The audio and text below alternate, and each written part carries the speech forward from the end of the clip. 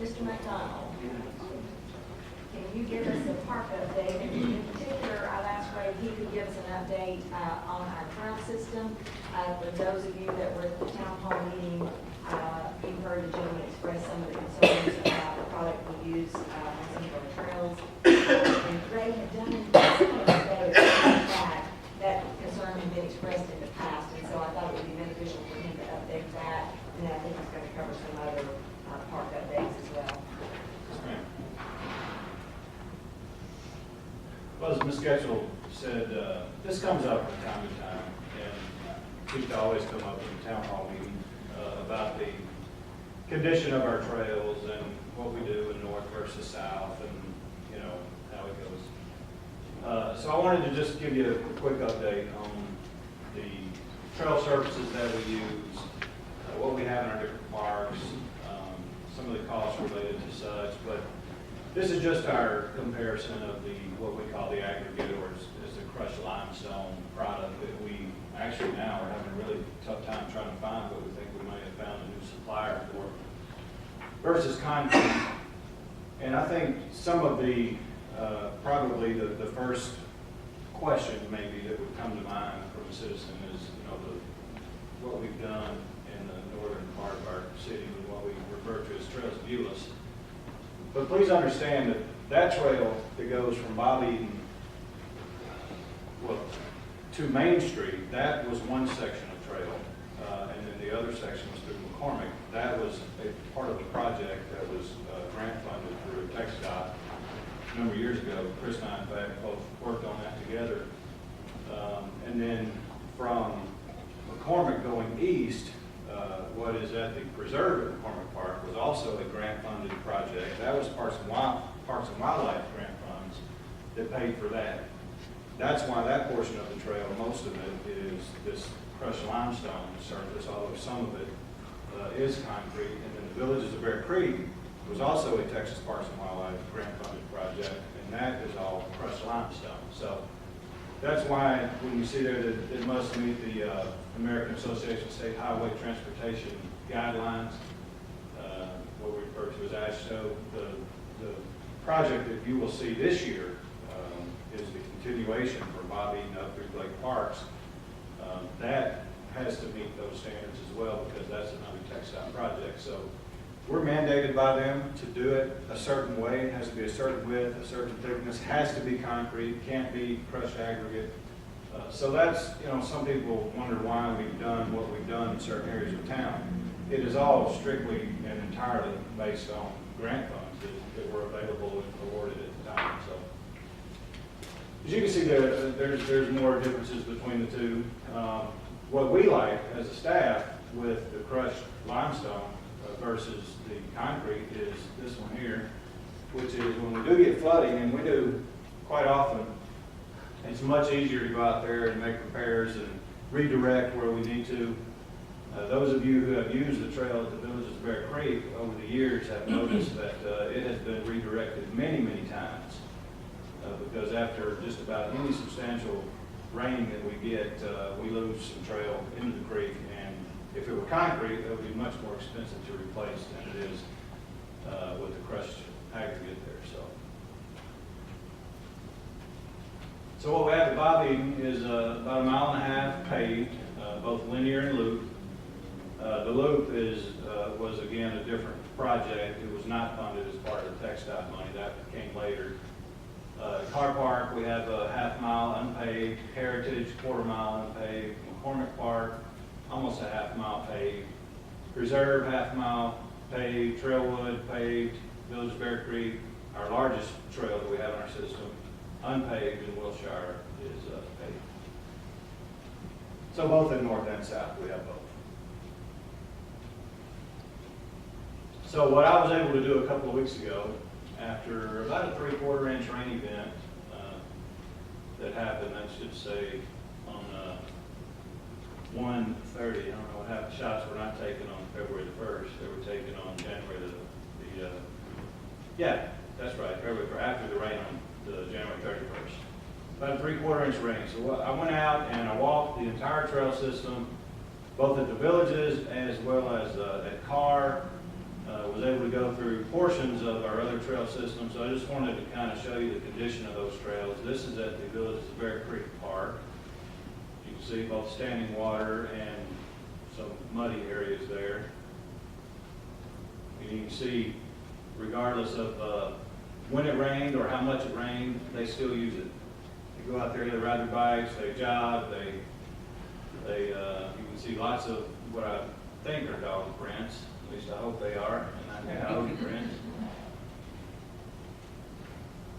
Again, lots of standing water.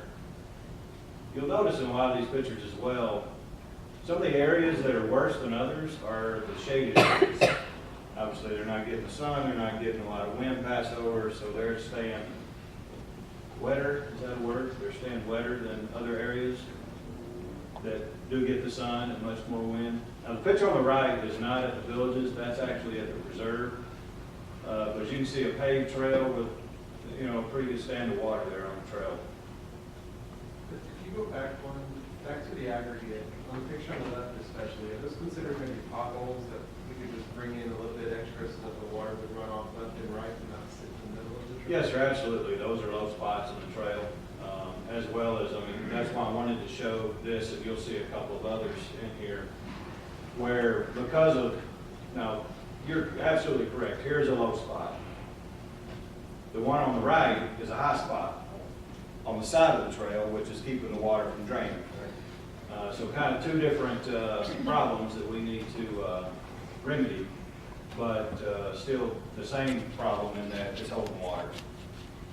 And in fact, after this rain event, I was talking to Mr. Snitz, and he had asked me about some areas where he runs and some of the same problems. We'll need to address the drainage problem where we have the hard surface trails, just as we need to address the low spot problem where we have the crushed aggregate trails.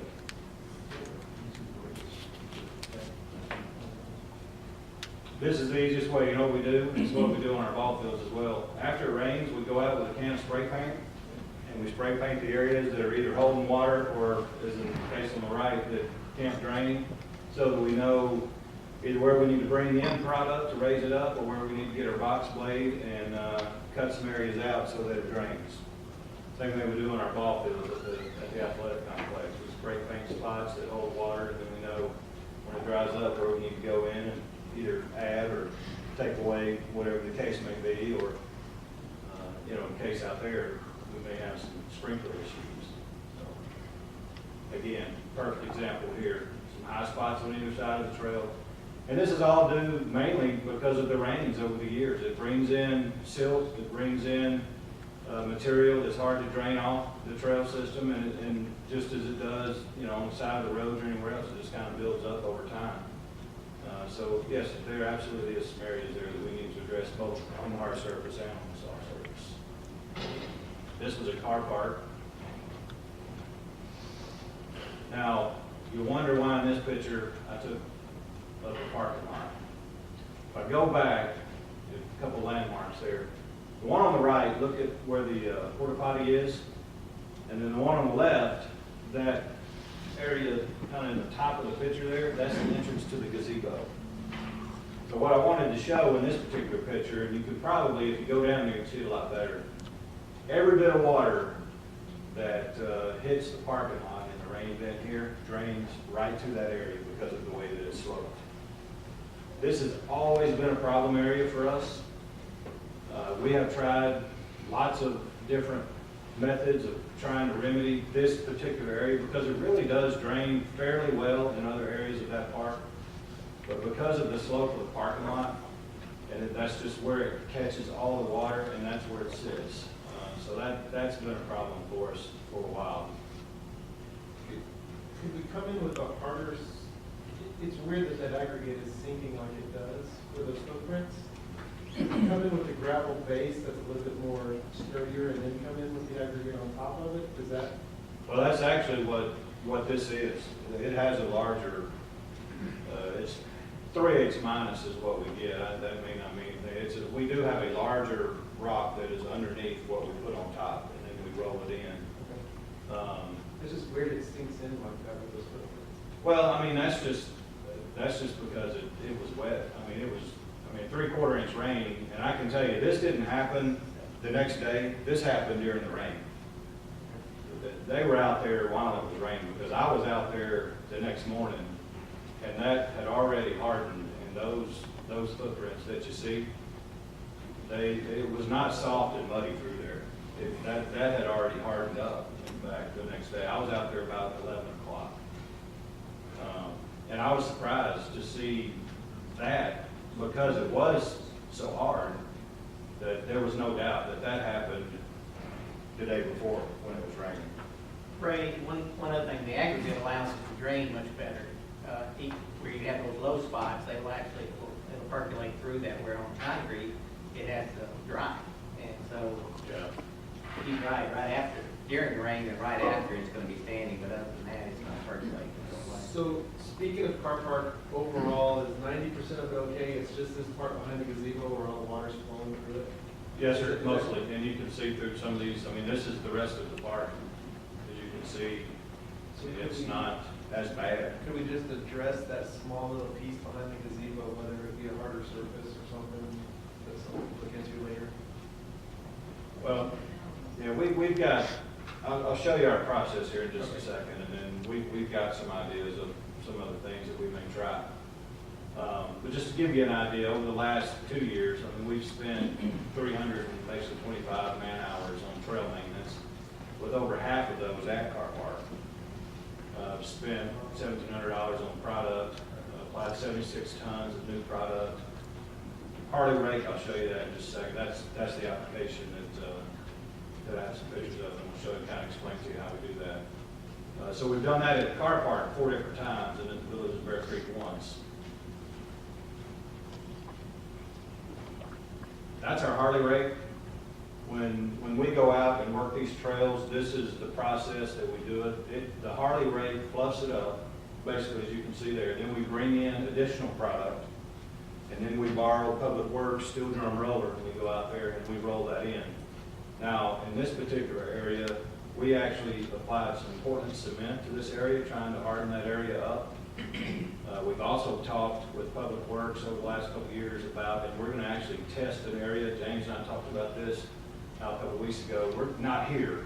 We're going to test a very inconspicuous area somewhere in our park system with some millings, which Hal can explain to you probably better what millings. Recycled asphalt that we take off the streets, and it'll seal it just like the asphalt street would. So we may try that like I say, in an inconspicuous area. I don't want to try it somewhere that people are going to see what we're doing and then think that we're going to do the entire trail system that way, especially if it doesn't work.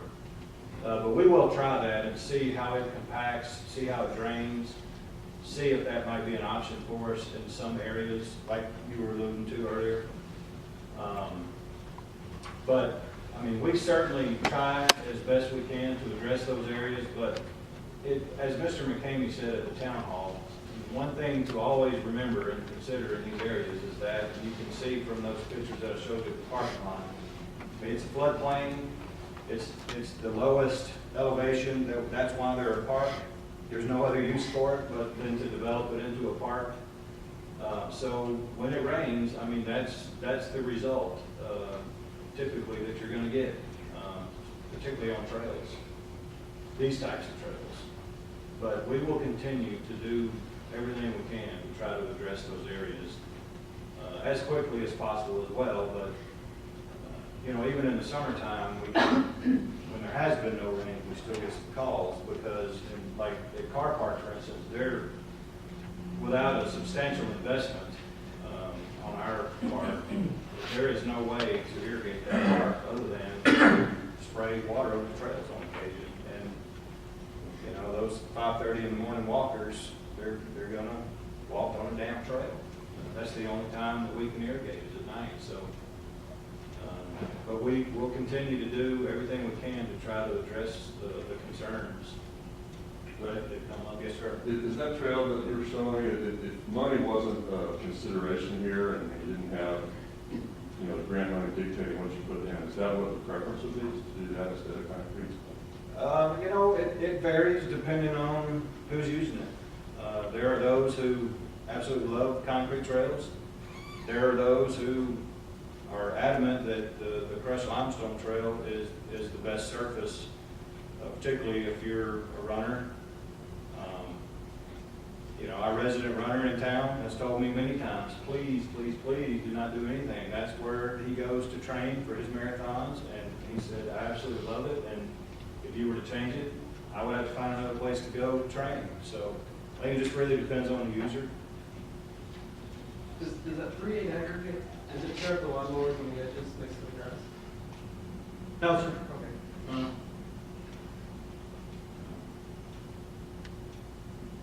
But even the concrete ones, the sediment that comes from both sides gets on the concrete, and you have the same problem for the irrigation or sprinkler or the occasional rain we have. Yeah, it's going to collect the water as you saw in the previous pictures there. So to compare what we currently have versus concrete and asphalt, obviously a much harder surface. Runners do not like that harder surface. A cost to install, and how, correct me if I'm wrong, I think this is fairly accurate, about $4.25 per square foot for concrete, about $3.50 for asphalt. So a fairly sizable investment, obviously depending on, you know, the location and the number of linear feet of trail. The potential loss of trees, particularly at a place like Car Park, because you're going to have to, as that trail winds in and out of trees, in order to widen that, form it, do it the way you need it to, I mean, you would either need to remove and or would get into the tree root of the tree, which could potentially cause loss. Another important thing, particularly at a park like Carr, if you change the surface, be ready for what comes next, because currently down there you can walk a peaceful walk or run a peaceful run in a nice park setting. You put a hard surface down there, then you got bikers, you got skateboarders, you have scooters, you have a lot of other things to contend with, and then suddenly we start getting the calls of, can you please do something about this?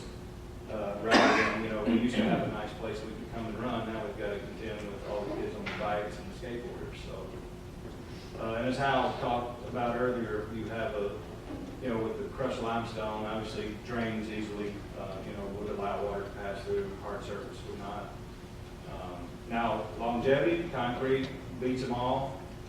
Asphalt will last for a few years. We would need to, as they do now, on our parking lots, some of them around town, we would do crack sealing, and then about every 10 years, probably completely replace it.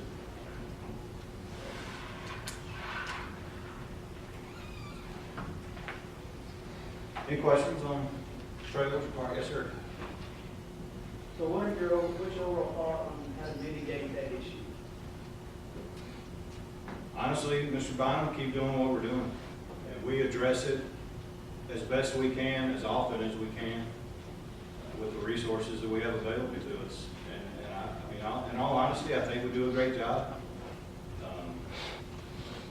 I can tell you, and with all honesty, in my 21 years, I have never, now tomorrow I probably will, but I have never once gotten a call about the condition of the trail at the Village's Ferry Creek. Never. Same product. When it rains, absolutely the same stuff. When it rains, it gets wet, it gets muddy. When we find low spots like you saw, we will absolutely try to get out there and address that. We will Harley rake it as we can.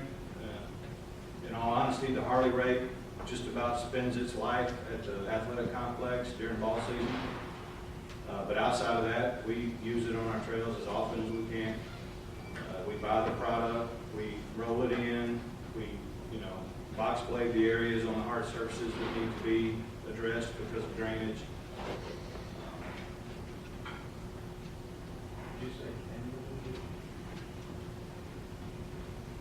For the most, last year, honestly, we did not hardly rake the Village of Bear Creek last year.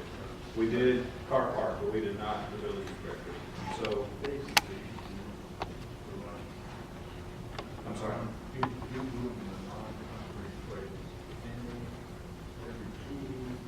At least every two, yes, sir. But like I said, last year we did Car, but we didn't have a chance to do the villages. So I wouldn't want to say annually because that would be misleading if I said annually. because we didn't last year at the villages, but we did at Carmel. And Ray, one last comment, you have a parks board, and you have a representative on the parks board assigned to every one of our parks. Yes, sir.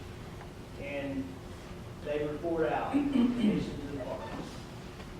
You know, when that occurs, and those reports are there.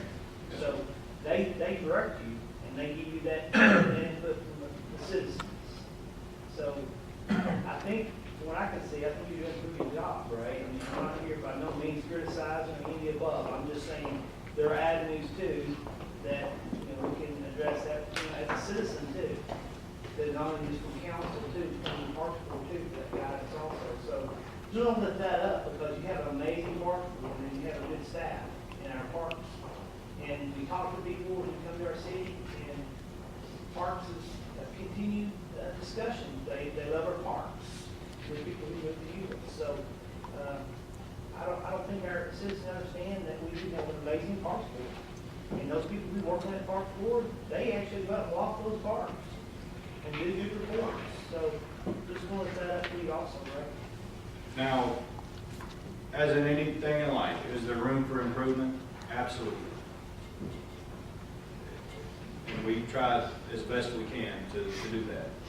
Again, with the staff and the resources that we have available to us. We will absolutely try to address all these areas that you saw in slides as soon as we can get there and try to address those areas. So, but, it's kind of is what it is, and we make the absolute best out of what we have as much as we can. But we will look for areas to improve on, absolutely. You look like you're just about to say something. Are you? Oh, okay. All right. Any other questions on that? All right. While I'm here, I wanted to give you a quick update on the progress we've made on our ADA plan, which was brought to y'all here a month or so back, I guess. And I guess before I get too deep into this, first, I just want to say thank you to Hal, particularly Jeff Pearson. He is amazing to work with. He never says no. Hadn't said no to us yet. Man, I'm telling you, he's about as fine a guy as you could ever hope to get on your staff, and I think we're absolutely lucky as a city to have him. He has designed these ADA updates for us and worked with Dan Dearborn in the Parks Department. Absolutely could not have done without him. He's a great employee. So we brought the plan to you for your adoption, and then I think it might have been just a few days later, we were notified of maybe some other deficiencies that we had. So this is an update to those, but I also have an update to a few more. But this is at Midway Park. For those items that came up at Midway Park, particularly over the items that needed to be addressed were accessibility to our portalets, which this is on Field 4, which is the far west end of the park. It had, you can see the new concrete pour, which now allows access to those areas. Just another shot of that from the parking lot. And interestingly enough, before we poured the concrete, we had crushed aggregate around there, so it has many uses. We needed accessibility from the parking lot to Field 2, and Jeff designed that, and it was poured last week. So now we have accessibility to Field 3.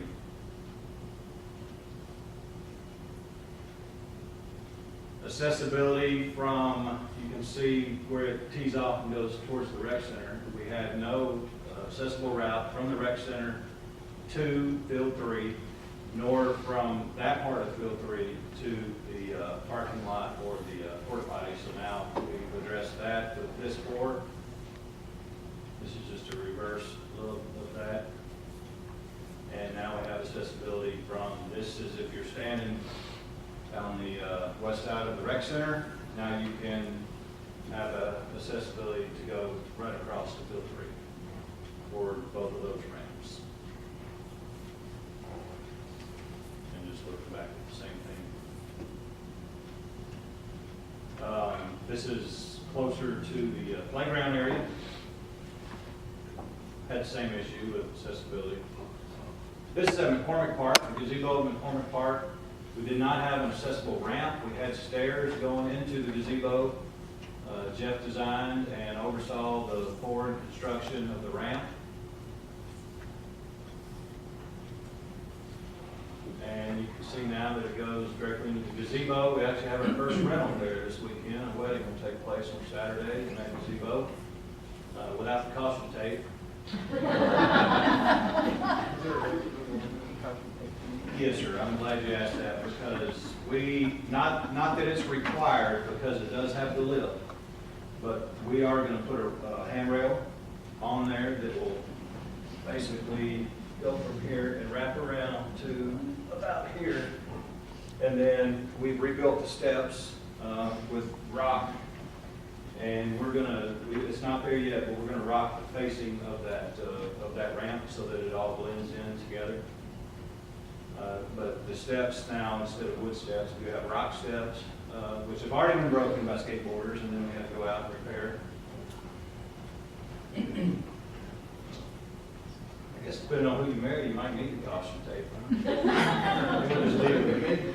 Unwrap a roll out there, they can use it, at their discretion. Other areas that Jeff has helped us with that we have recently completed that are on the list. At Bob Eden, we have accessibility now from the parking lot into the playground. At Trailwood, we now have truncated domes at the entrance to the park. We're working with him on the parking lot at Joyce Court to provide access both into McCormick Park as well as into the reserve. And at McCormick Park, as you'll know, we're going to look at the cost, so it may come forward to you at budget time. But currently, we have from the parking lot at Joyce Court going towards the gazebo. There's a portion of that trail that are laid in with bricks, and it causes an uneven surface, and we have to go out periodically and re-level that. And we would like to recommend that we take those bricks out and pour concrete as just a continuation from the concrete trail that's currently there to the parking lot, and just eliminate the bricks so that we don't have that uneven surface. We're going to get a cost on that.